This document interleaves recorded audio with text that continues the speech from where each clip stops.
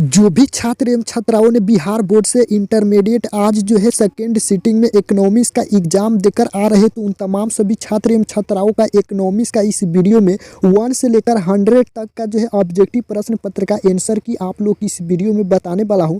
तो आप लोग कहीं पर आराम से बैठकर अपना सारा का सारा आंसर की जो है मिलान कर लीजिए। आप लोग वो OMR शीट में कितने सही फिलअप करके आप लोग आए हैं। बहुत ही ईजी क्वेश्चन जो है पूछा गया है। तो चलिए मैं आप लोग की फटाफट से बता देता हूँ। हो सकता है हमारे पास जो यहाँ पर सेट कोड जो अवेलेबल है जी है हमारे पास, हो सकता है आपके पास ABCD कुछ भी मिला हो, लेकिन आप लोग जो है अपना प्रश्न को खोजकर अपना आंसर मिला सकते हैं। तो चलिए यहाँ पर फर्स्ट नंबर प्रश्न पूछा गया है, वस्तु की कीमत उस बिंदु पर निर्धारित होती है जहां वस्तु की मांग और पूर्ति बराबर हो, यानी कि राइट आंसर सी सही है।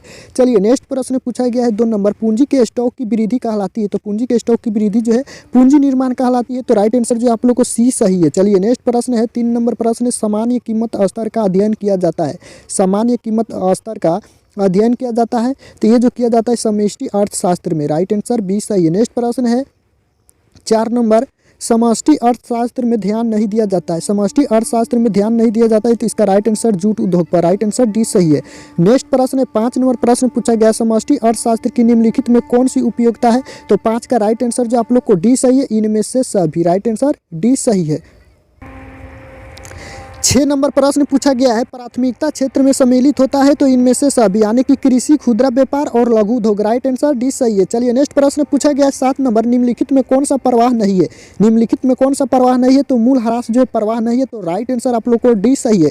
8 नंबर प्रश्न पूछा गया है, 4 क्षेत्रीय अर्थव्यवस्था के चक्रीय प्रवाह में संतुलन के लिए शर्त निम्नलिखित में कौन सी है, तो ये शर्त जो है यहाँ पर C+ यहाँ पर देख सकते हो, यानी यहाँ पर C+I जो यहाँ पर दिया गया है ये सही है। चलिए नेक्स्ट प्रश्न है यहाँ पर पूछा गया 9 नंबर प्रश्न पूछा गया है, 3 क्षेत्रीय मॉडल में निम्नलिखित में कौन शामिल है, 3 क्षेत्रीय मॉडल में निम्नलिखित में कौन शामिल है, तो 9 का राइट आंसर डी सही है, इनमें से सभी परिवार फर्म सरकार हो जाएगा, राइट आंसर जो सी सही है। चलिए नेक्स्ट प्रश्न 10 नंबर प्रश्न पूछा गया है, प्रवाह के अंतर्गत निम्नलिखित में कौन शामिल है, तो इसका राइट आंसर डी सही है, इनमें से सभी। नेक्स्ट प्रश्न 11 नंबर प्रश्न पूछा गया, साख मुद्रा का विस्तार होता है जब नगद कुछ अनुपात क्या होता है, यानी कि जो है A और B दोनों, यानी कि घटता भी है और बढ़ता भी है, यानी कि A और B दोनों संभव है। चलिए नेक्स्ट प्रश्न है 12 नंबर, व्यवसायिक बैंक का प्रमुख कार्य है, तो व्यवसायिक बैंक का प्रमुख कार्य जो है सभी है, इनमें से सभी हो जाएगा, राइट आंसर डी सही है।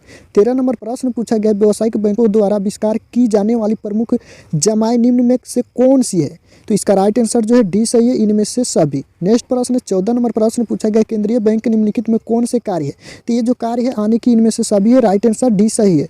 15 नंबर प्रश्न पूछा गया, भारत का केंद्रीय बैंक निम्नलिखित में कौन सा है, तो भारत का केंद्रीय बैंक आप सभी को पता होंगे कि ये रिजर्व बैंक ऑफ इंडिया है, तो राइट आंसर ए सही है। सवाल जो है हर बोर्ड परीक्षा में जो ये सवाल पूछे जाते हैं, तो राइट आंसर इसका ए सही है।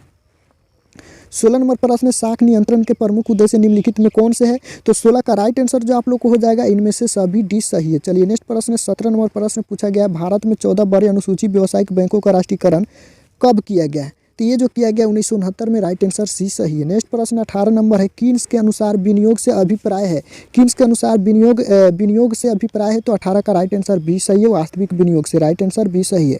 19 नंबर प्रश्न पूछा गया, सामूहिक मांग का प्रमुख घटक है, तो सामूहिक मांग का प्रमुख घटक इनमें से सभी है, राइट आंसर डी सही है। नेक्स्ट प्रश्न 20 नंबर प्रश्न पूछा गया है, निवेश के निर्धारक घटक कौन से है, तो निवेश के निर्धारक घटक जो है A और B दोनों, यानी कि पूंजी की सीमांत क्षमता और ब्याज की दर, राइट आंसर सी सही है। नेक्स्ट प्रश्न है 21 नंबर प्रश्न है, गुणात्मक साख नियंत्रण के अंतर्गत निम्नलिखित में किसे जो है शामिल किया जाता है, तो ये जो है इनमें से सभी को जो है शामिल किया जाता है, राइट आंसर डी सही है। नेक्स्ट प्रश्न है 22 नंबर प्रश्न है, निम्नलिखित में से कौन सा व्यय एक पुल के निर्माण में होता है, तो ये जो है पूंजीगत व्यय है, राइट आंसर 22 का डी सही है। नेक्स्ट प्रश्न है 23 नंबर प्रश्न है, बजट प्राप्तियों के संघटक निम्नलिखित में कौन है, बजट प्राप्तियों के संघटक निम्नलिखित में कौन है, तो इसका राइट आंसर जो है आप लोग को राजस्व प्राप्तियां एवं पूंजीगत प्राप्तियां, राइट आंसर ए और बी दोनों है, राइट आंसर जो आप लोग को सी सही है।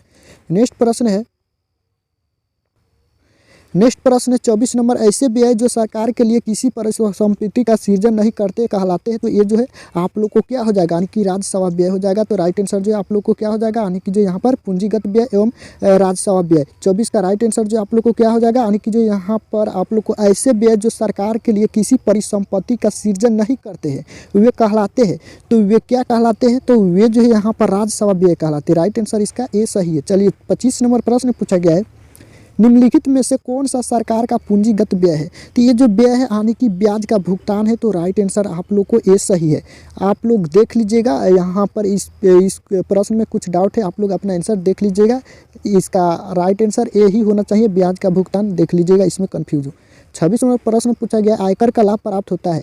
तो आयकर का लाभ जो है केंद्र एवं राज्य सरकार दोनों को प्राप्त होता है। तो राइट आंसर सी सही है। नेक्स्ट प्रश्न है 27 नंबर, स्थिर विनिमय दर के निम्नलिखित में कौन से दोष है। तो ये दोष जो है इनमें से सभी है। 27 का राइट आंसर डी सही है। नेक्स्ट प्रश्न 28 नंबर प्रश्न पूछा गया, ब्रिटेन वुड्स प्रणाली के समय अधिकांश देशों में था तो क्या था, यानी कि स्थिर विनिमय दर और अधिकलित विनिमय दर। राइट आंसर जो सी सही है, ए और बी दोनों। चलिए नेक्स्ट प्रश्न है, इसमें भी कुछ कन्फ्यूज है, आप लोग अपना देख लीजिएगा, लेकिन इसका राइट आंसर सी ही होना चाहिए, आप लोग देख लीजिएगा। चलिए नेक्स्ट प्रश्न है 29 नंबर, भुगतान शेष के अंतर्गत निम्नलिखित में कौन सी मद सम्मिलित होती है। तो 29 का राइट आंसर जो आप लोग को हो जाएगा डी, इनमें से सभी। चलिए, यानी कि दृश्य मध्य, अदृश्य मध्य, पूंजी अंतरण। राइट आंसर जो आप लोग को डी सही, इनमें से सभी। 30 नंबर प्रश्न पूछा गया है, चालू खाते के निम्नलिखित में कौन सी मद है। तो इसका राइट आंसर 30 का आप लोग को हो जाएगा डी, इनमें से सभी। चलिए नेक्स्ट प्रश्न 31 नंबर प्रश्न पूछा गया है, निम्नलिखित में से कौन सा राष्ट्रीय आय को प्रभावित करता है। तो 31 का राइट आंसर आप लोग को हो जाएगा निगम का। राइट आंसर बी सही है। 32 नंबर प्रश्न पूछा गया है, स्थिर मूल्य पर आकलित सकल राष्ट्रीय उत्पाद क्या है। तो ये जो हो जाएगा आप लोग को वास्तविक, यानी कि जीडीपी। राइट आंसर जो आप लोग को बी सही है। 33 नंबर प्रश्न पूछा गया है, घिसावट व्यय किस में सम्मिलित होता है। तो घिसावट व्यय जो है ये जो है एनएनपी में सम्मिलित होता है। राइट आंसर जो बी सही है। 34 नंबर प्रश्न पूछा गया, प्राथमिक क्षेत्र में निम्नलिखित में कौन शामिल होते हैं। तो इनमें से सभी शामिल होते हैं। 34 का राइट आंसर जो आप लोग को डी सही है, भूमि वन खनन। राइट आंसर आप लोग को डी सही है। 35 नंबर प्रश्न पूछा गया, राष्ट्रीय आय के आकलन में किसी वस्तु या सेवा का मूल्य एक से अधिक बार शामिल करना कहलाता है। तो वो जो है बहुगणना कहलाता है, यानी कि एक से अधिक बार शामिल करना बहुगणना कहलाता है। राइट आंसर सी सही है। 36 नंबर प्रश्न है, द्वितीय क्षेत्र के अंतर्गत निम्नलिखित में कौन सी सेवा सम्मिलित है। तो इसका राइट आंसर जो आप लोग को विनिर्माण सेवा सम्मिलित है। राइट आंसर बी सही है। 37 नंबर प्रश्न है, सकल राष्ट्रीय उत्पाद की गणना में निम्नलिखित में किसे सम्मिलित नहीं किया जाता है। तो ये जो है आप लोग को पुरानी वस्तुओं का क्रय विक्रय को सम्मिलित नहीं किया जाता है। इसका राइट आंसर जो आप लोग को ए सही है। नेक्स्ट प्रश्न है 38 नंबर प्रश्न पूछा गया, वस्तु विनिमय प्रणाली के निम्नलिखित में कौन सी कठिनाई है। तो 38 का राइट आंसर जो इनमें से सभी कठिनाई है। तो राइट आंसर डी सही है। 39 नंबर प्रश्न पूछा गया, मुद्रा के प्राथमिक कार्य के अंतर्गत निम्नलिखित में से किसे जो शामिल किया जाता है। तो ये जो शामिल किया जाता है, किससे जो है शामिल किया जाता है, तो विनिमय का माध्यम का। राइट आंसर जो ए सही है। 40 नंबर प्रश्न है, मुद्रा के कार्यों में सम्मिलित है। मुद्रा के कार्यों में सम्मिलित है। तो 40 का राइट आंसर डी सही है, इनमें से सभी। 41 नंबर प्रश्न, उत्पादन संभावना वक्र का ढाल गिरता है। तो ये जो गिरता है ऊपर से नीचे। राइट आंसर सी सही है। नेक्स्ट प्रश्न है 42 नंबर, किस अर्थव्यवस्था में कीमत तंत्र के आधार पर निर्णय लिए जाते हैं। तो ये जो लिए जाते हैं आने की पूंजीवादी तंत्र के आधार पर। राइट आंसर बी सही है। 43 नंबर प्रश्न पूछा गया, उपभोक्ता व्यवहार का अध्ययन किया जाता है। तो ये जो किया जाता है सूक्ष्म अर्थशास्त्र में। राइट आंसर ये सही है। 44 नंबर प्रश्न पूछा गया, सीमित साधन एवं असीमित आवश्यकता का विचार किसने किया, किसने दिया। तो ये जो दिया था आने की जो है मार्शल ने। राइट आंसर बी सही है। 45 नंबर प्रश्न पूछा गया, व्यशिष्ट अर्थशास्त्र की शाखा कौन सी है। तो ये जो शाखा है इनमें से सभी है। राइट आंसर डी सही है। 46 नंबर प्रश्न पूछा गया है, समसीमांत उपयोगिता नियम के विचार के मूल प्रतिपादक कौन थे। तो ये जो थे गोसेन थे। राइट आंसर बी सही है। 47 नंबर प्रश्न, सीमांत उपयोगिता ह्रास नियम के प्रतिपादक है। तो ये जो है गोसेन भी है, यानी कि जो है राइट आंसर ए सही है। 48 नंबर प्रश्न, किसी वस्तु में मानवीय आवश्यकता की पूर्ति की क्षमता को कहते हैं। तो क्या कहते हैं, यानी कि जो उपयोगिता कहते हैं। राइट आंसर सी सही है। 49 नंबर प्रश्न है, वस्तु की हर अगली इकाई के प्रयोग से सीमांत उपयोगिता क्या होती है। यानी कि इसका आंसर मैं आप लोगों की कमेंट बॉक्स में दे दूंगा, अगर आपको पता है तो आप लोग कमेंट कर सकते हैं।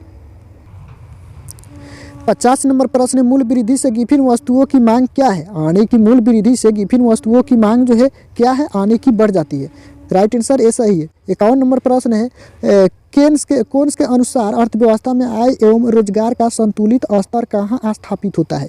तो ये जो स्थापित होता है आने की जो है एडीएस से वाला यहाँ पर एएस में स्थापित होता है। राइट आंसर जो आप लोग को ए सही है। चलिए 52 नंबर प्रश्न है निम्न में कौन सा सत्य है। निम्न में कौन सा सत्य है, तो निम्न में सत्य जो यहाँ पर आप लोग को क्या हो जाएगा 52 का आपको राइट आंसर ए होना चाहिए। एमपीसी प्लस एमपीएस बराबर 0। आप लोग देख लीजिएगा, इसमें कन्फ्यूज हूँ, आप लोग को राइट नहीं बता सकता हूँ क्योंकि ये ही होना चाहिए, आप लोग अपना देख सकते हैं। उसके बाद जो 53 का है कीन्स के बचत निवेश दृष्टिकोण के अनुसार आय रोजगार संतुलन निर्धारित निम्नलिखित में किस बिंदु पर होगा। तो ये जो होगा आने की जो है आई बराबर एस पर होगा। राइट आंसर सी सही है। नेक्स्ट प्रश्न है 54 नंबर प्रश्न पूछा गया है कीन्स का रोजगार सिद्धांत निम्नलिखित में से किस पर निर्भर है। तो ये जो निर्भर है आने की जो है प्रभावपूर्ण पर निर्भर है, प्रभावपूर्ण मांग पर। राइट आंसर ये सही है। तो आप लोगों की इस वीडियो में 54 तक ही आंसर बता पाया हूँ। अगर आपको 54 से और आगे चाहिए तो आप लोग वीडियो को नीचे फटाफट से कमेंट कीजिए, या मैं डिस्क्रिप्शन बॉक्स में वेबसाइट का लिंक दे दिया हूँ, वहाँ पर अपडेट कर दिया गया है। उस लिंक पर क्लिक करके आप अपना सारा का सारा सेट जो है डाउनलोड कर सकते हैं। जो भी आप लोग का सेट है आप डाउनलोड कर सकते हैं। आप लोग को कितना सही हुआ आप लोग वीडियो को नीचे कमेंट करके जरूर बताइएगा। तो आज के वीडियो में इतना ही, मिलते हैं नेक्स्ट वीडियो में, तब तक